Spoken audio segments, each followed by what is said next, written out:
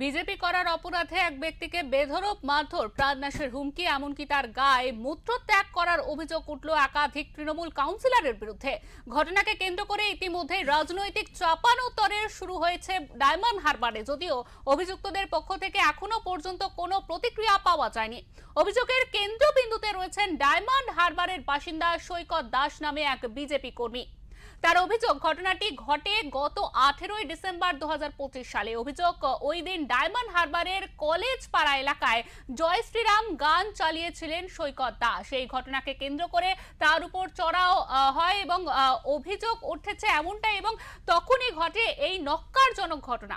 অভিযোগের নাম রয়েছে ডায়মন্ড হারবার পৌরসভার 13 নম্বর ওয়ার্ডের কাউন্সিলর অমিত সাহা, 4 নম্বর ওয়ার্ডের কাউন্সিলর তথা পৌরসভার ভাইস চেয়ারম্যান রাজর্ষি দাস, 1 নম্বর ওয়ার্ডের কাউন্সিলর দিব্যেন্দু হালদার এবং 11 নম্বর ওয়ার্ডের কাউন্সিলর আলোক হালদারের বিরুদ্ধে।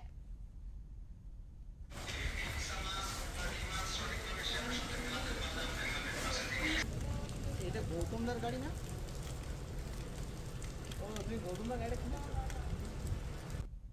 ওই কলেজ নদীর পাড়ের কাছাকাছি একটু আড্ডা মারছিলাম, সেখানে আমরা জয় শ্রীরাম গান চালানোর পরে কিছু মানুষ আমাদের উপরে চড়াও হয়। তার মধ্যে অমিত শাহ, রাজশ্রী দাস সহ 2 কাউন্সিলর ছিল।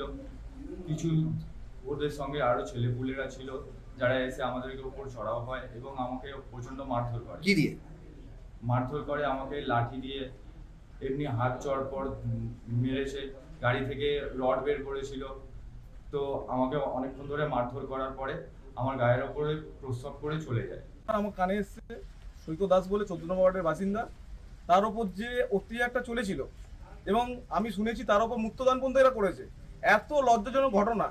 এই যে 4 কাউন্সিলর অমিত শাহ, রাজশ্রী দাস, দীপেন্দু হালদার এবং অলোক হালদার, এরা খুব বাজে ঘটনা ঘটিয়েছে।